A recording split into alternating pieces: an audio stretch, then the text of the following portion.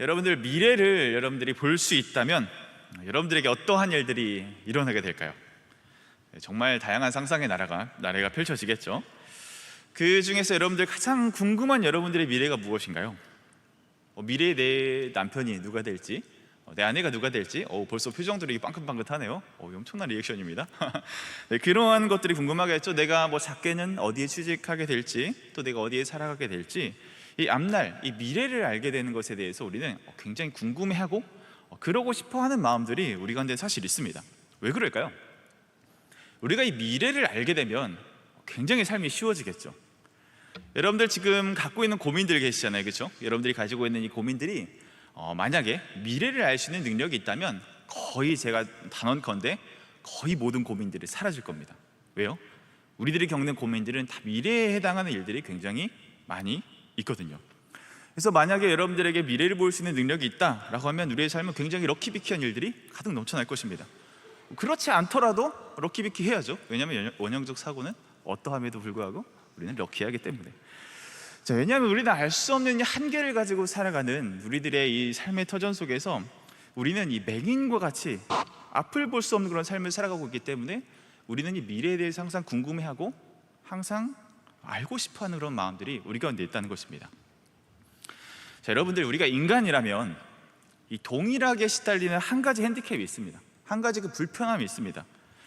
이것은 가려움증이에요. 가려움증. 그런데 그 가려움증이 굉장히 독특합니다. 영원히 절대로 긁을 수 없는 가려움증이에요.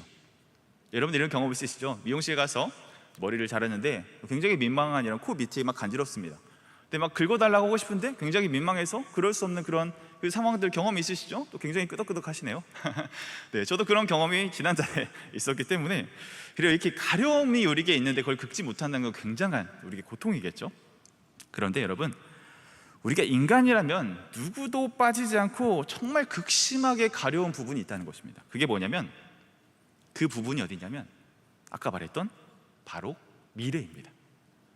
여러분들, 미래에 대해서 여러분들 알 수 있나요? 우리가 알 수 없죠. 긁어버리고 싶은, 막 박박 긁어버리고 싶은 이 미래가 우리에게 있습니다. 늘 그런데 우리는 그 미래가 가려울 수밖에 없는 거예요.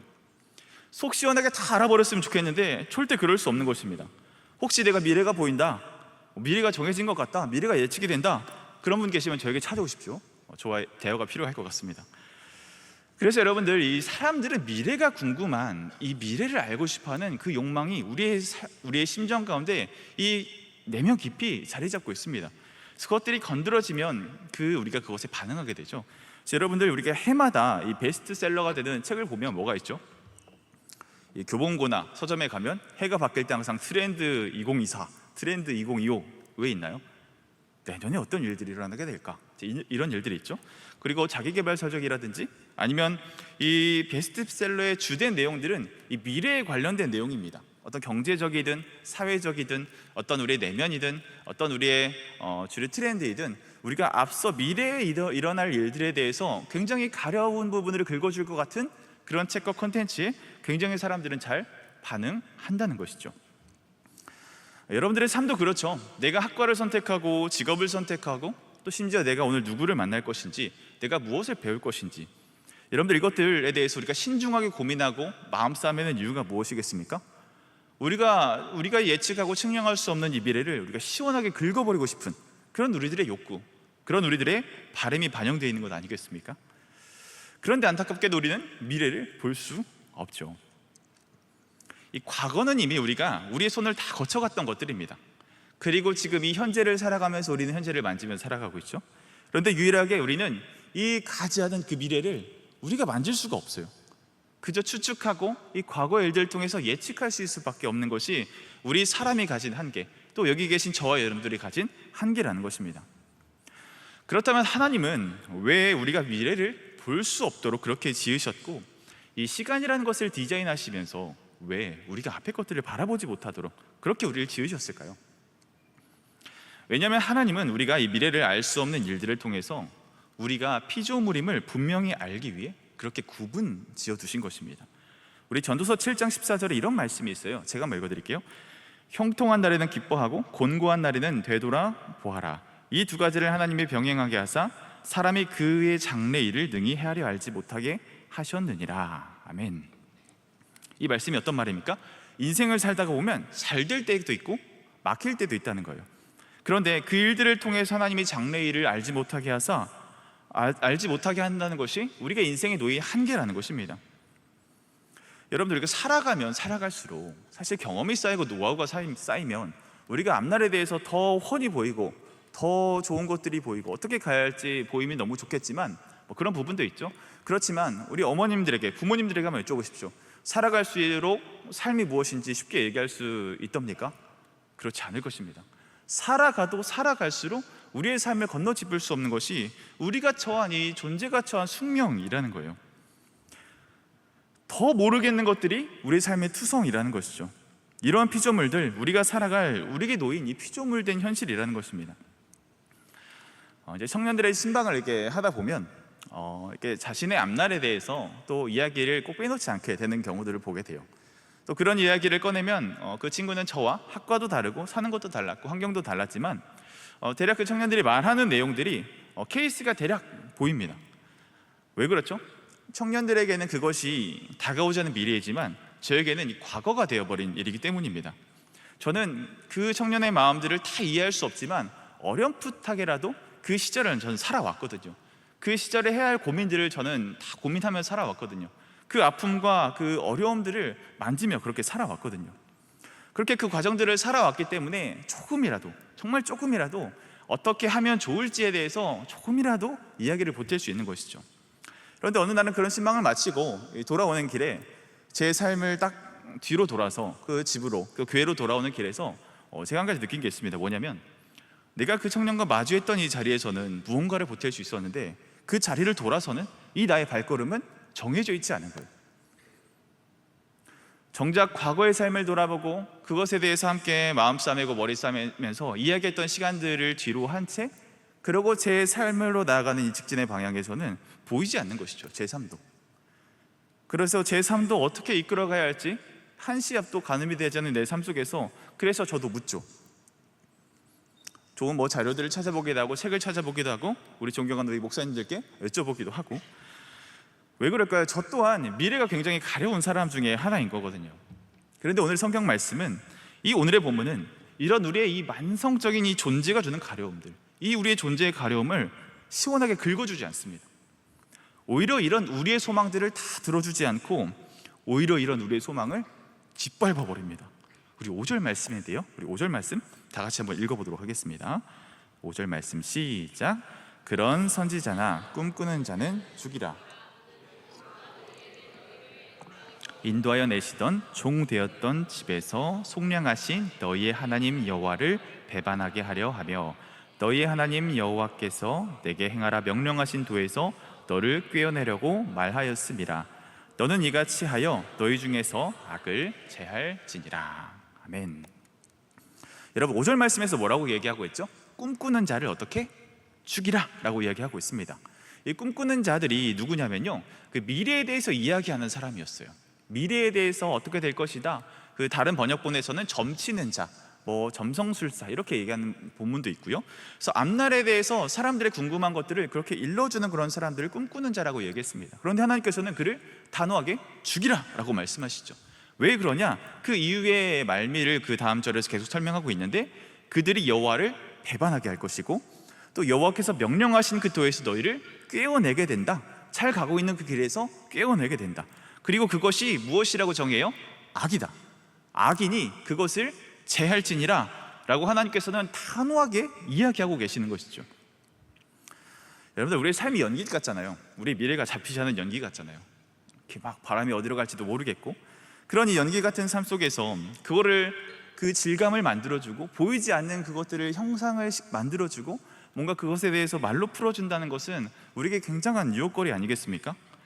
이 사람들은 자신의 미래를 모르기 때문에 이 불안한 욕구들이 모두에게 다 깔려 있는 것입니다. 미래를 모르기 때문에 우리의 삶에 막연하게 차지하는 그 불안함들이 우리의 심령 가운데 다 깔려 있는 거예요. 그런데 이런 꿈꾸는 자들은 그런 부분을 긁어주는 자라는 것입니다. 그러나 하나님은 이 꿈꾸는 자를 그런 의미에서 반드시 뭐하라? 죽이라 라고 얘기했습니다.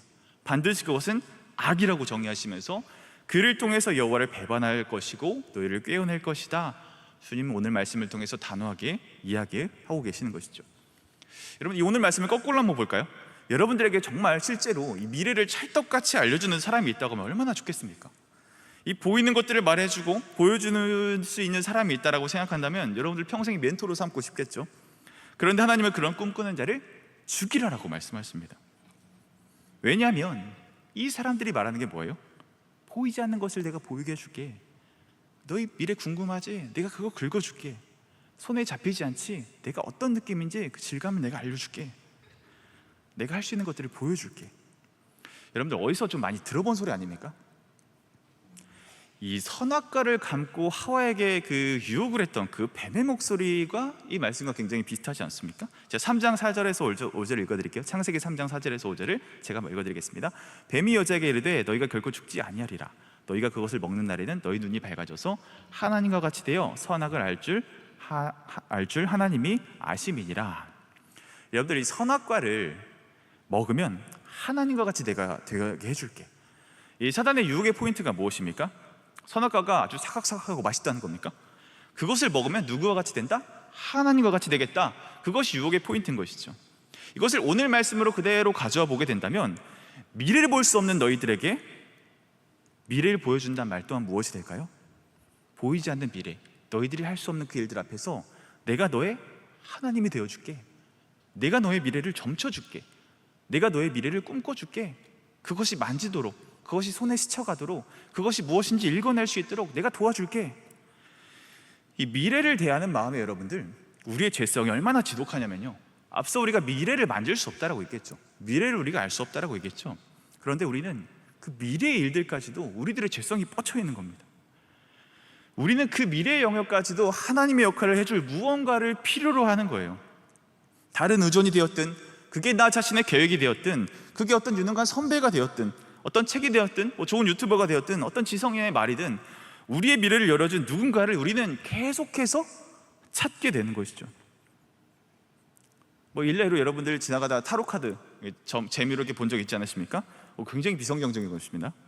하나님의 그 부재, 하나님의 부재를 인정하게 되는 그런 놀잇감이거든요. 그래서 여러분들 이 타로카드 재미로라도 좀 보지 않으셨으면 너무나 좋겠다는 생각이 들어요.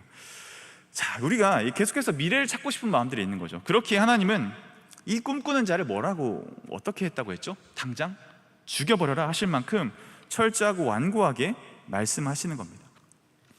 왜냐하면 우리의 삶을 인도하시는 분이 누구예요? 바로 우리 전능하신 우리 하나님이시죠. 그런데 그 자리를 차지하려고 하는 것들, 그 하나님은 우리의 마음에 하나님의 자리를 차지하려는 것들에 있어서 굉장히 극도로 never 싫어하시는 것이죠.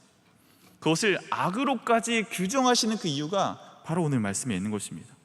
그런데 우리는 어때요? 우리들의 마음의 방향은 어때요? 그 하나님의 자리에 끝없는 유사품들을 가져다 두죠. 정말 우리의 삶이 얼마나 지독한지 몰라요, 여러분. 우리의 탐욕은 정말 끝이 없어서 아까 말했다시피 우리가 만지거나 경험하거나 측량할 수 없는 저 미래에까지 우리들의 죄성이 뻗쳐져 있는 것입니다. 여러분, 정말 징그럽지 않나요, 여러분들? 우리들의 죄성, 내가 만질 수 없는, 갈 수 없는 그 영역까지, 그 영역에서까지 하나님을 거부하려는 그 죄성이 우리의 심령 가운데 있다는 것이죠. 그래서 우리는 무엇을 해요? 미래를 통제하고 싶어 하죠. 그래서 무엇을 하죠? 우리는 우리의 삶을 가장 예상 가능한 범위로 넣고 싶어 합니다. 파워 제이만의 이야기인가요? 피도 그렇죠? 네, 계속해서 통제 가능하고 미래가 잡히는 범위로 계속해서 우리의 삶을 그렇게 통제권 안에 두려고 몸부림치는 것입니다. 그 과정들이 뭐예요? 그 시도들이 뭐예요? 하나님이 부르신 그 자리, 불안하고 기약되지 않는 하나님이 부르시는 그 자리를 따르기보다 내 라이프 스타일에 굉장히 맞춰져서 살아가게 되죠.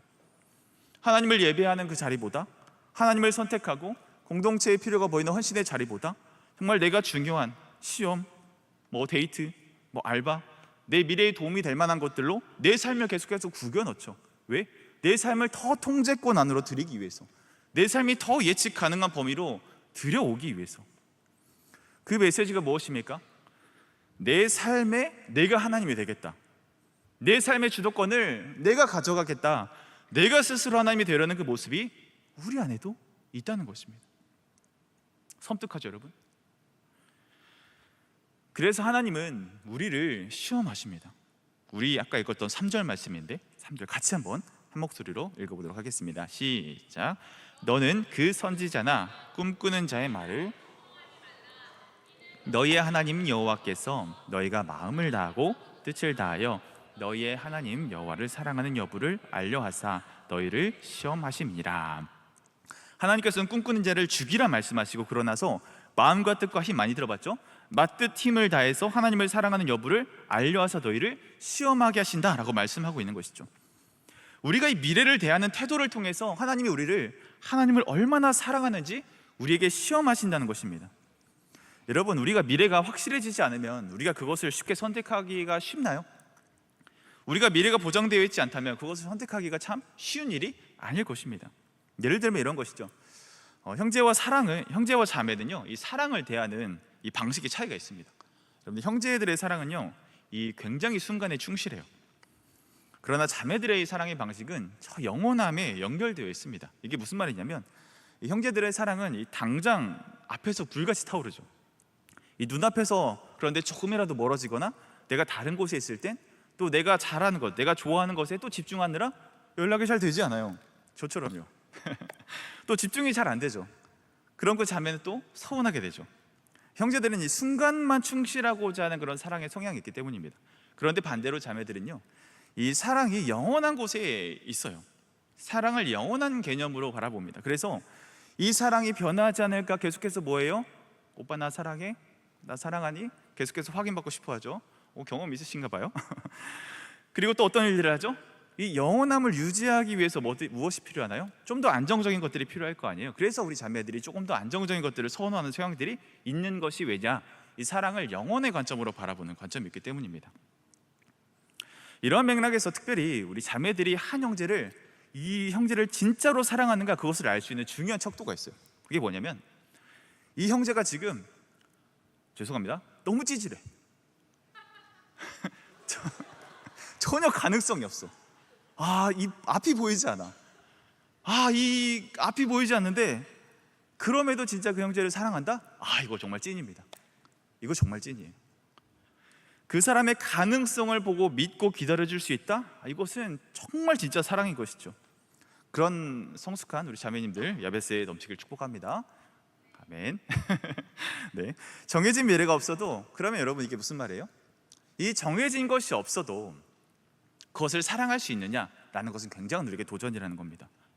오늘 말씀으로 대입해 보자면, 우리에게 정해진 미래가 없어도 과연 내가 하나님을 사랑할 수 있는가? 이 질문 앞에 섰을 때 우리는 그 주님 앞에서 두렵고 떨림으로 설 수밖에 없다는 것입니다. 오늘 말씀, 이 하나님의 말씀으로 하나님은 우리의 사랑을 시험하십니다. 꿈꾸는 자를 따르지 말고 그러한 미래를 볼 수 없는, 정해진 미래가 없는, 이 보장된 미래가 없는 그 상황에서 얼마나 마음과 뜻과 힘을 다해 나를 사랑하는지 하나님께서는 시험하신다는 것이죠. 미래가 보이지 않아요. 내 삶의 가능성이 보이지 않아요. 확실하게 내 삶에 뭔가가 보장되어 있지 않아도 과연 내 인생을 붙드시는 하나님을 내가 사랑할 수 있는가? 그 질문 앞에 섰을 때 대답할 수 있는 것이 진짜 사랑이라는 것입니다. 우리 지난주 말씀 통해서 하나님 사랑 안에서 우리가 회복되어야 한다라는 귀한 결단의 고백들을 우리가 이 자리에서 울려 퍼지게 되었죠. 그 연장선에서 여러분 동일하게 이 미래가 보이지 않더라도 여전히 하나님 사랑할 수 있겠습니까? 내 미래가 손에 잡히지 않아도 여러분들 하나님 사랑할 수 있겠습니까? 여러분들의 마음의 고백을 검증해 볼 수 있는 한 가지 질문이 있습니다. 그게 무엇이냐면, 내가 이 미래를 내가 무엇으로 바라보고 있는가? 그 질문을 나에게 던져보는 것이죠. 하나님을 사랑하지 않는 사람들은 미래를 무엇으로 바라보느냐? 바로 그 미래를 무엇으로 바라보냐면 위험 요소로 자신의 미래를 바라보게 된다는 거예요. 이 자신의 미래를 위기관리로 바라본다는 것입니다. 그래서 철저하게 대비하고 준비하고 안전망을 구축하는 건 삶을 살아가게 되는 것이죠. 그 안에 흐르는 정서가 뭐예요? 굉장히 불안한, 굉장히 내 인생에 대해서 신뢰하지 못하는 그런 모습들이 깔려 있다는 것입니다. 이 불안의 근거에서 안전망을 마련하는 삶, 그러면 내 삶의 최우선순위가 무엇이 되죠? 내 자신의 삶의 안전이 우리의 삶의 최우선순위가 되는 거예요. 그것을 구축하는 삶이 되어버리는 것이죠. 여러분들, 인정하고 싶지 않지만 이 시험 기간에는 전국의 교회에 어떤 일들이 일어난지 아세요? 출석수가 줄어듭니다. 여러분들 잘 아실 거예요. 우선순위가 밀린 것이죠. 하나님이 우리의 주인이라고 얘기하면서, 하나님이 우리의 창조주라고 얘기하면서, 그분이 우리의 인생을 인도하신다라고 말하면서 이 시험 기간에 주일에 예배에 나오지 않고 내가 미래에 내 노력으로 미래에 뭔가 한 숟가락 더 얹어보겠다, 내가 뭔가 조금 더 기여해 보겠다, 이것 여러분들 우리 마음에 잡혀있는 불신앙 아닌 것입니까? 그러한 우리들의 마음들이, 그런 우리의 연약함들이, 그런 우리가 우상을 쫓는 그 마음들이 우리의 불안한 내면 속에 잠식하고 있다는 것이죠. 여러분들, 예배가 뭐예요? 나를 피로 값주고 사신 그 예수 그리스도를 향한 진솔한 우리의 마음의 고백들, 그리고 내가 하나님의 삶의 존재로 정말 그분을 기뻐할 수밖에 없어서 그 자리로 나와 우리의 삶을 드리고 들은 말씀을 기도로 결단으로 화답해 올려드리고 그 고백대로 내가 살아가겠습니다. 주님, 내가 그러한 자로 살아가겠습니다. 그런 공동체가 주님 여기 있습니다. 그것들을 고백하고 함께 인정하고 선포하는 그 시간, 주님이 나의 주님이십니다. 나의 주되심입니다. 이것이 절정과 클라이막스로 선포되는 시간이 예배 아니겠습니까? 그런데 우리의 삶은 무엇을 말해요? 미래에 뭔가를 하나 더 보태보겠다고, 보이지 않는 것들을 좀 더 선명하게 만들어 보겠다고, 그렇게 한 스푼 보태는 안전망을 구축하는 삶이 혹여나 우리들의 마음들이지 않았을까요? 여러분들, 이 프레임, 이 틀로 살아가게 되면 우리의 삶이 어떻게 되는지 아십니까? 성적을 쫓던 인생이 미래를 보장받는 삶을 쫓아가겠죠. 왜 그렇죠? 그렇다면 내 가능성을 더 늘려서 좋은 사람을 만나고 좋은 연애를 꿈꾸고 또 좋은 직장에 가고 또 좋은 사람과 만나서 결혼하고 또 좋은 집을 잘 꾸리고 또 자녀가 나면 또 자녀의 건강과 일들에 대해서 계속해서 대비하며 살아가겠죠. 또 회사 생활을 합니다. 내 실적과 내 어떤 건강과 내 미래의 노후의 문제들까지 계속해서 대비하며 살아가게 되겠죠. 그런데 여러분, 이러한 삶에 한 가지 놓치고 있는 전제가 있습니다. 여기서 함정이 있는 거예요. 준비하고 대비하면 다 막아낼 수 있다는 생각입니다. 그 생각 때문에 내 삶을 위기관리로 보는 거예요. 내 삶의 리스크를 통제하는 삶으로 우리가 바라보게 된다는 것입니다. 그런데 여러분들, 그렇게 내 인생을 철저하게 준비하고 대비하면 내 인생에 결국에 찾아오는 즐거움이 있으신가요? 내 인생을 위기관리로 바라보는 시선 속에서는요, 반드시 결국엔 허무함이 찾아옵니다. 그 허무함이 무엇이에요? 어떠한 준비로도 막을 수 없는 죽음이죠. 죽음. 연애, 직장, 결혼, 집, 자녀, 노후, 건강, 노후 다 막아냈어요. 방어율 100%예요. 다 막아냈어요. 다 막아내도 결국 우리에게 찾아오는 죽음은 막을 수 있습니까? 사람은 태어나면 죽는다, 이 명제에 거부할 수 있는 분들이 아무도 없으실 겁니다. 우리의 삶을 위기관리로 살아보게 된다면, 위기관리로 우리의 삶을 바라보게 된다면 우리는 결국 우리에게 찾아오는 죽음의 문제 앞에서 허무할 수밖에 없는, 그 인생을 죽음 앞에서 무기력하게 아무것도 무가치하게 다 두고 갈 수밖에 없는 것이 그런 하나님 없는 인생이라는 것입니다. 그렇다면 여러분, 우리의 인생을 무엇으로 돌이키고 무엇으로 바라보아야 할까요? 그것은 오늘의 말씀의 제목처럼 바로 사명이죠. 여러분, 오늘의 설교 제목은 장래일은 사명으로 풀린다라고 제가 제목을 꼽아왔습니다. 보이지 않는 미래, 이 장래일들은 반드시 사명이 있을 때 풀리게 되는 거예요.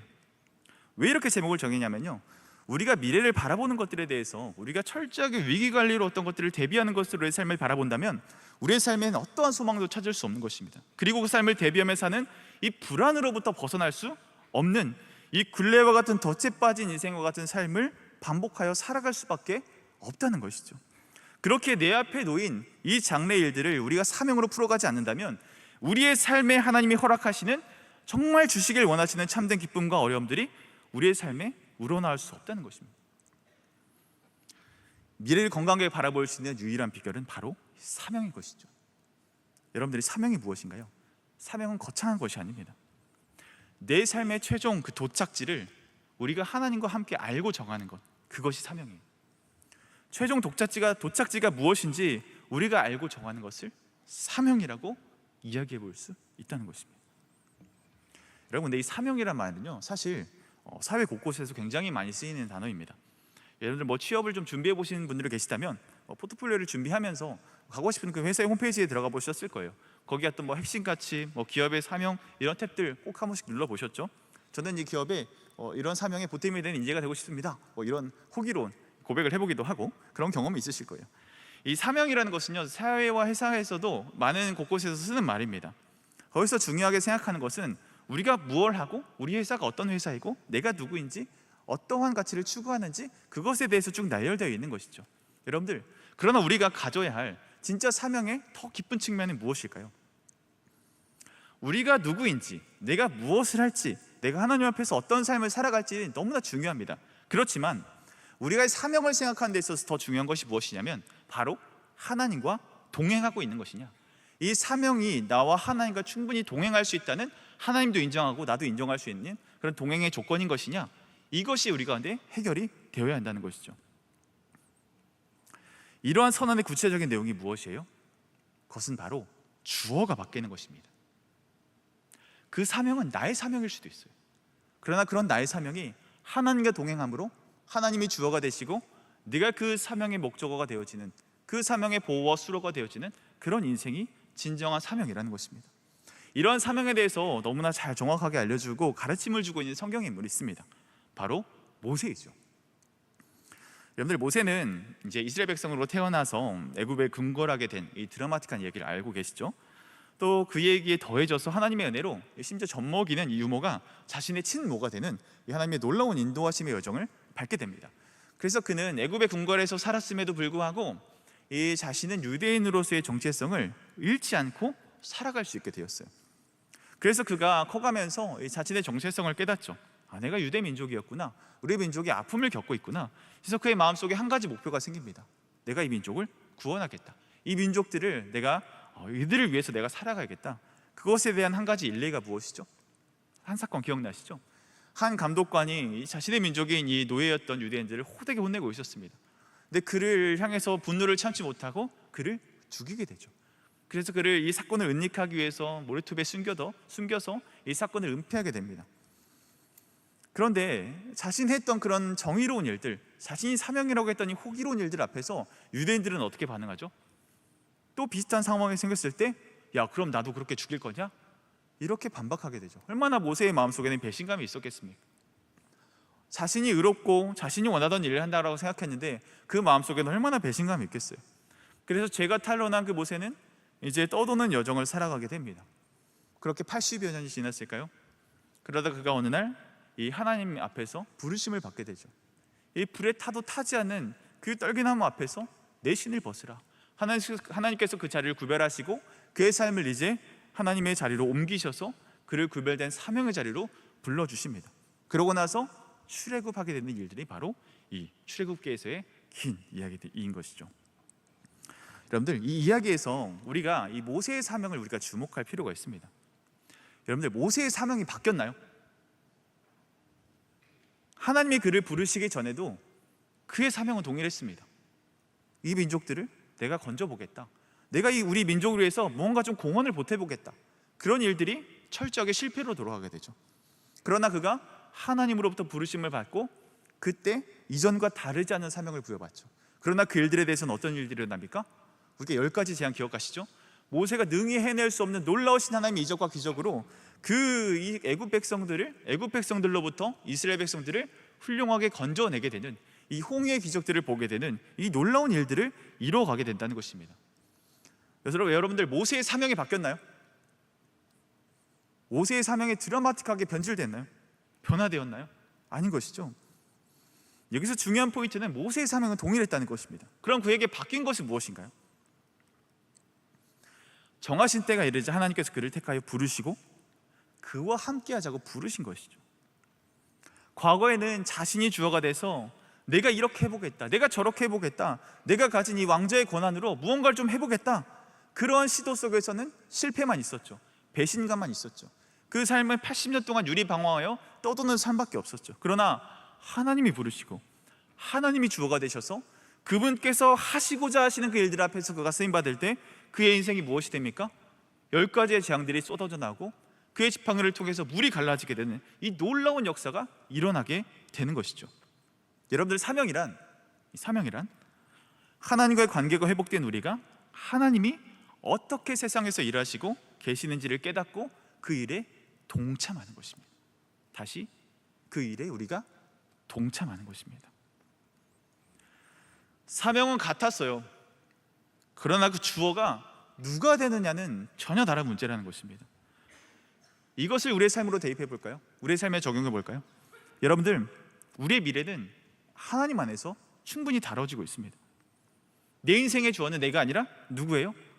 하나님이 주어가 되시고 하나님이 동행하시고 하나님이 우리의 뜻하신 바를 알고 그런 분께 우리가 의존하여 살아간다면 주님은 내가 생각했던 그 이상으로 우리의 삶을 그렇게 안전하게 인도하실 것입니다.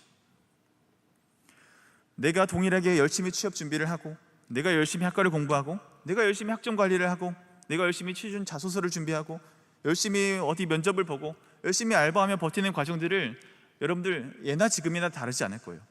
그러나 하나님은 오늘 너희가 지금 무엇을 하고 있느냐, 어떤 일을 하고 있느냐를 묻지 않으시고, 너 나와 지금 동행하고 있느냐, 이 삶을 살아감에 있어서 이 불안한 미래가 너에게 펼쳐진 그 삶 가운데서 너희는 나와 과연 동행하며 살아가고 있는 것인가?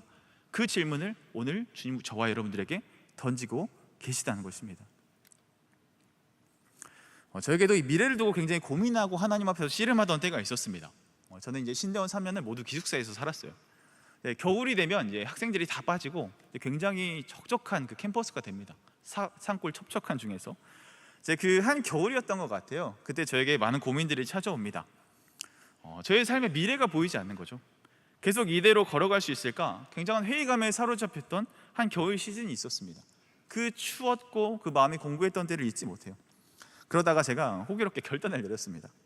내가 여기서 멈추고 새로운 일을 찾아보겠다. 그리고 제가 뭘 했는지 아십니까? 기숙사 책상에 A4용지를 쫙 펼쳐놓고 적기를 시작했어요. 내가 지금 하고 싶은 일, 어떤 일을 하면 좋을까? 계속해서 막 적었습니다. 이 2장을 제가 딱 꺼냈는데 한 장 반을 딱 적고 제가 펜을 딱 놓을 수밖에 없었어요. 왜 그랬을까요? 적을 게 없어서? 하고 싶은 게 없어서? 아닙니다. 적어놓은 걸 보니까 제가 이미 하고 있는 것들이었던 거예요. 하나님이 제 삶을 그렇게 실수 없이 인도하고 계셨다는 것이죠. 근데 전 몰랐습니다. 쭉 적어보고 나서 그때 제가 깨달은 것은 내가 지금 여기 있는 게 맞구나, 하나님이 내 삶을 인도하셨구나, 제일 적절하고 제일 합한 곳으로, 가장 정말 하나님 나를 지으셨다면 내가 가장 어울릴 만한 곳으로 나를 부르셨구나, 내 질문에 제 스스로 답이 되어버린 것이죠. 그러면 두 번째 고민이 찾아왔습니다. 내가 왜 회의감에 빠졌지? 내가 왜 이런 공고한 마음들이 들었지? 며칠을 고민 끝에 깨달았습니다. 참 미련하죠. 지금 내가 하고 있는 고민은 무엇을 하느냐가 아니구나, 누구와 함께 하는지를 제가 잊고 있었던 거예요. 하나님과 동행함이 저에게 부재가 되었던 그 겨울이었던 것 같습니다. 그래서 내가 하는 일들이 뭐가 돼요? 내가 미래를 대비하는 수단으로 저의 일을 그렇게 바라본 거예요. 그래서 계산되지 않죠? 셈이 나오지 않죠? 앞날이 보이지 않죠? 좌절하게 되죠. 저는 그해 겨울의 시간을 통해서 철저하게 혹독하게 깨달았습니다. 내가 무엇을 하는 게 정말 중요한 게 아니구나. 그것보다 더 중요한 것은 내가 하나님과 동행하는 것, 그분과 함께 동행하는 것이 더 중요하구나. 그 후로 그 겨울방학은 이 밤낮으로 참 기도를 하지 않으면 버틸 수 없는 그런 은혜의 시간이 되었던 것 같습니다. 아직도 기억이 나요.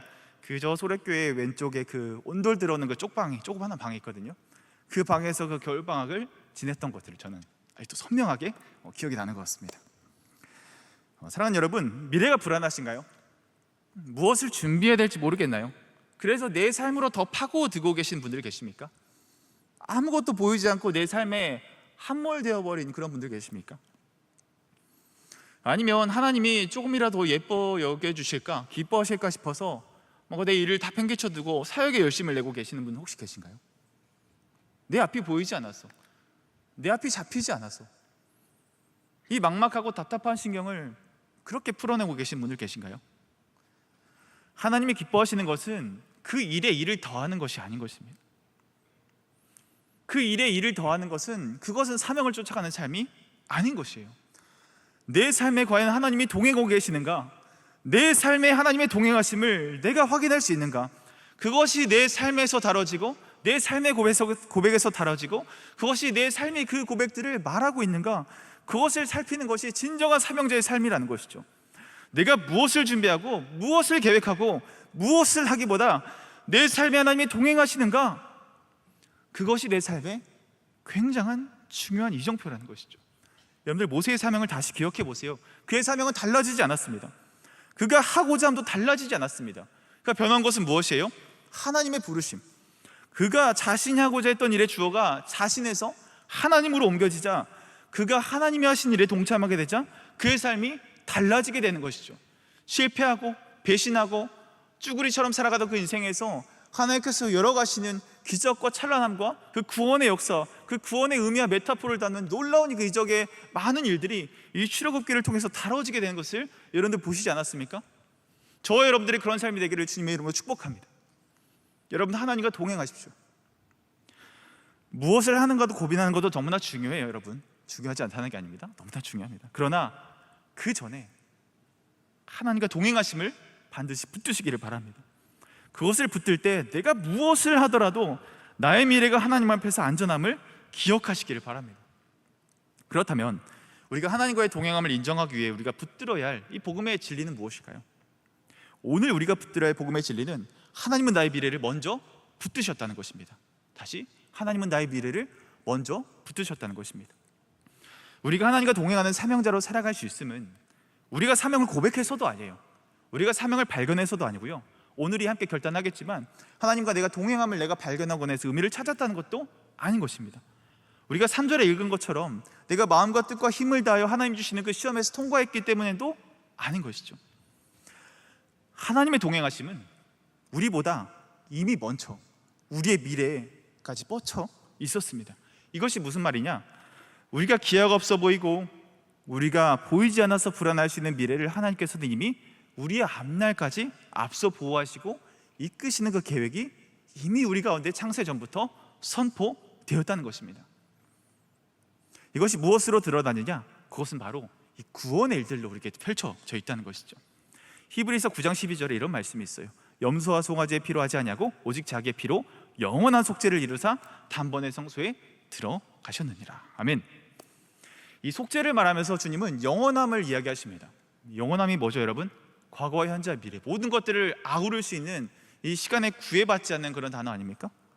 이 영원이라는 개념 안에서 속죄가 이루어졌다는 것이죠. 그런 속죄는 미래까지도 포함하고 있다는 말입니다. 우리의 미래 일들까지 아시는 그분께서 우리의 미래의 죄까지 충분히 아셨음에도 불구하고 우리의 영원함, 그분의 온전함은 영원함이 이미 미쳐있고 그것이 이미 선언되었다는 것이죠.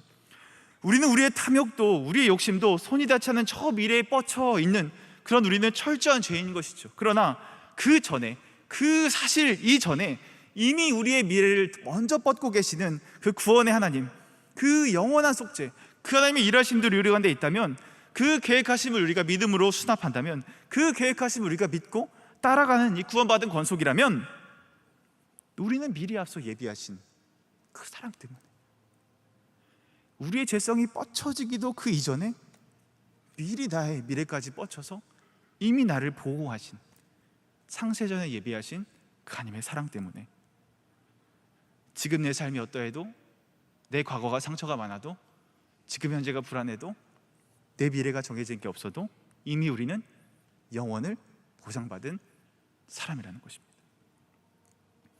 그런 하나님의 치열하심이, 그런 하나님의 치밀하심이, 그런 하나님의 열심이 우리가 믿음으로 믿어지게 된다면 우리가 보이지 않는 그 미래를 향해 하나님과 우리가 동행해 볼 만하지 않겠습니까, 여러분? 우리의 삶을 주님께로 과감하게 던져볼 수 있지 않겠어요? 그런 믿음의 결단이 오늘 이 시간 정말 우리의 진심으로 우러나오는 시간이기를 간절히 소망합니다. 오늘 말씀을 마무리하겠습니다. 사랑하는 여러분, 여러분들 미래가 참 궁금하시죠? 저도 궁금해요.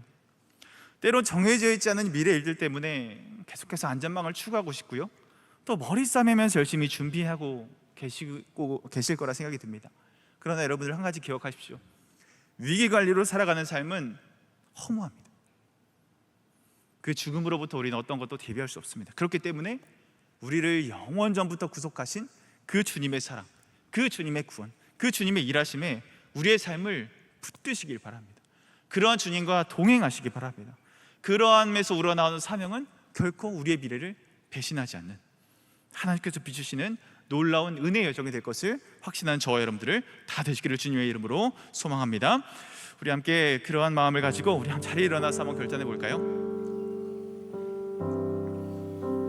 지금도 쉬지 않으시는 하나님은요, 그 전능하신 우리 하나님은 우리 삶을 통치하고 계십니다.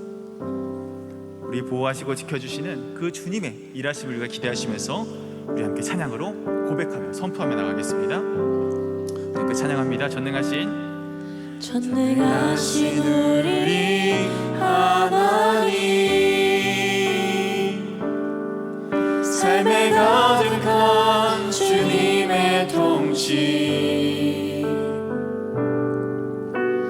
보호하시고 지켜주시네, 복 주시고 인도하시네. 살아계신 우리 하나님, 삶에 가득한 주님의 인재, 불러주시고 채워주시네, 들으시고 응답하시네. 주의 손이 붙드시네. 흔들리는 우리의 삶을 주의 손이 고치시네. 상한 우리의 신솔한 마음을 한 번 더 고백하겠습니다. 전능하신 우리 하나님, 삶에 가득한 주님의 통치, 보호하시고 지켜주시네, 복 주시고 인도하시네. 살아계신 우리 하나님, 삶에 가득한 주님의 인재, 불러주시고 채워주시네, 들으시고 응답하시네. 주의 손이 붙드시네. 흔들리는 우리의 삶을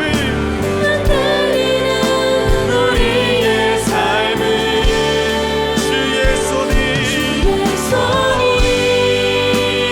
고치시네. 상한 우리의 우리 한번 더 고백할까요? 주의 손이 붙드시네. 주의 손이 붙드시네.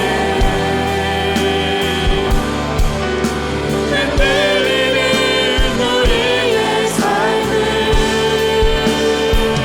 주의 손이 고치시네. 상한 우리의 마음을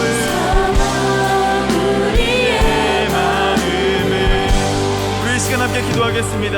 여러분들 미래에 무엇이 보이십니까? 여러분 여기서 자신의 미래에 대해서 자신 있게 이야기하시는 분들이 혹시 계십니까? 아무도 없을 것입니다. 왜냐하면 우리는 미래를 점칠 수 없고 미래를 꿈꿀 수 없는 그런 잠재이기 때문이죠. 그럼 여러분 이 불안한 미래는 무엇 때문에 그렇게 버티며 유지하며 살아갈 수 있겠습니까? 수많은 위기관리, 수많은 리스크를 계산하고 수많은 삶에 밀어들 것 같은 불안적인 요소들 다 잠재우고 없애기에 그렇게 살아가고 계십니까? 그러나 그 삶은 결국 죽음이 주는 것들을 이겨내지 못하는 것입니다. 이런 우리의 실존을 주님 앞에 먼저 우리 고백하며 나갑시다. 주님, 미래에 대해서 염려할 수밖에 없는 우리를 긍휼히 여겨 주시옵소서. 결국에 다가오는 죽음의 문제 앞에서 우리가 아무것도 할 수 없다는 무기력한 줄을 깨닫게 하여 주시옵소서. 정해진 것 없는 우리 인생 가운데 찾아와서 우리를 속히 만나 주시옵소서.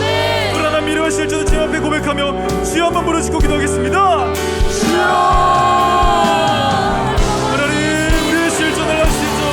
하나님, 우리의 미래를 하시죠. 하나님, 우리가 우리의 삶을 어떤 건너지 못하는 존재입니다. 이런 우리의 연약함들을 바라보고 이런 우리의 연약함들을 바라봐 나가시는 될 수 있도록 이런 우리의 연약함들을 바라봐 나가시는 모두가 될 수 있도록 하나님 붙들어 주시옵소서. 하나님, 우리의 실존을 바라보기로 원합니다. 하나님, 우리가 지금 앞에서 너무 감사합니다. 우리가 미래의 꿈꿀 수 없고 바라볼 수 없었던 그런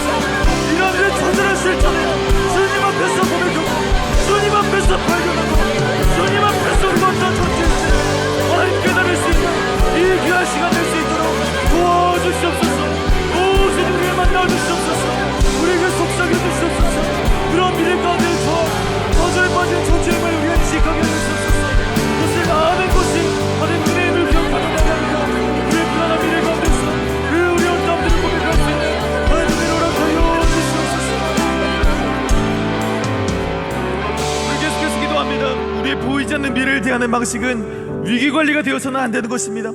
그 방식은 결국 찾아오는 죽음을 막을 수 없기 때문인 것이죠. 그렇게 우리가 붙잡을 것은 무엇입니까?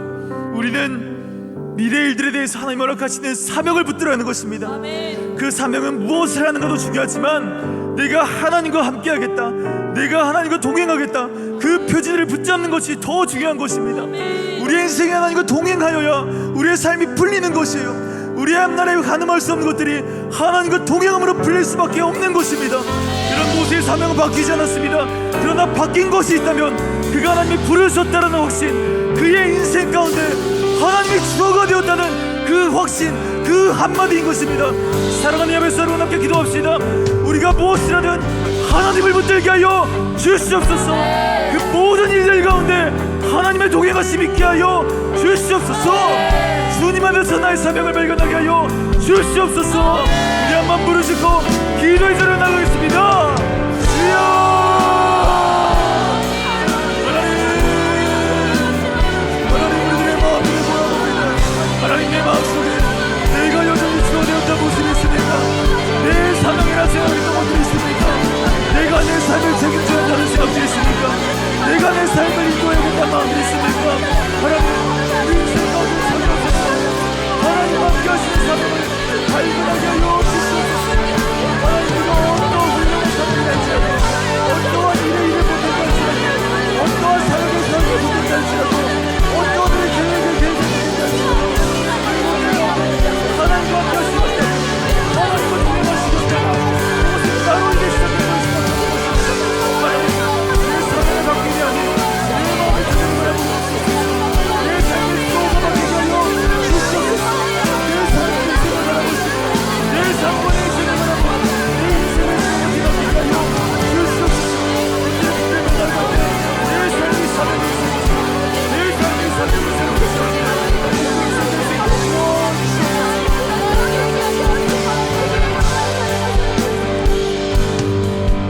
여러분 한 번 더 마지막으로 기도하겠습니다. 이 시간 우리가 붙들 것은 무엇입니까? 우리의 삶입니까? 우리의 사명이 어떠함입니까? 아닙니다. 우리는 이 시간 붙들어야 할 것은 구원의 주님을 우리 시간 붙드는 것입니다. 우리는 죄인입니다. 그래서 내가 품은 그 미래를 만질 수 없음에도 불구하고 내가 가질 수 없는 그 영역까지 나의 불안과 나의 탐욕 때문에 수많은 죄로 오염시켜버린 그런 지독한 자들인 것입니다. 그러나 하나님의 구원은 그의 죽으심으로 인해 영원까지 약속하셔 보증하신 그 능력이, 그 구원이 나의 구원이라면 우리의 미래는 이제 하나님에서 보증된 그런 철저하게 보증된 인생이라는 것입니다. 나의 실패, 나의 실존, 나의 주염이 시간 더 드러나게 하시고 그 가운데서 찬란한 구원의 빛만이 내 삶 가운데 드러나게 하여 주시옵소서.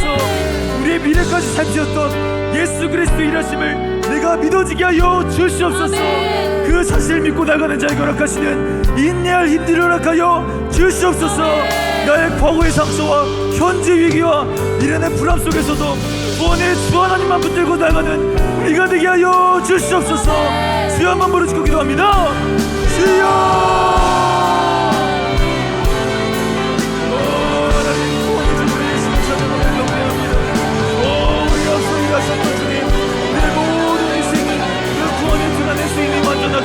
그 구원의 약속 안에 주인이 온전하다 말씀하시니 우리가 그 약속을 붙드는 인생들에게, 우리가 그 약속을 절실히 붙드는 인생들에게 우리의 불안한 미래조차도 하나님 앞에서 해석되고 하나님 앞에서 해석되고 하나님 앞에서 풀리는 그런 놀라운 죄의 반전의 역사가 내 삶 가운데 일어나게 하여 주시옵소서. 내 미래를 어느 누가 감히 증명하겠습니까? 내 미래는 누가 감히 증명하겠습니까? 하나님, 내 미래는 나도 아니고 내 사명도 아니고 내 어떠함도 아니고 내 일도 아니고 나의 자그람도 아니고 모든 인생을 구원에서 철저히 보증받는 인생을 깨닫게 하여 주시옵소서. 결코 빼앗을 수 없고 결코 흔들릴 수 없는 그 구원의 약속 같으니 내 삶을 철저하게 붙들고 계시기에 내 어떠함을 뛰어넘어 일하실 그 구원의 주님을 나오시는 것이기에 내 인생이 망하지 아니하는 철저히 깨닫는 인생을 하여 주시옵소서. 고백하는 인생 되게 하여 주시옵소서. 만질 수 없는 미래까지도 두려움에 좀 인생 될 수 있습니다. 내가 오늘 사랑하는 복된 인생 도와주시옵소서. 그 능력이 나를 살릴 줄 있습니다. 그 구원이 나를 지금 붙들 줄 있습니다. 나의 과거의 상처, 전쟁의 위기, 미래의 불안함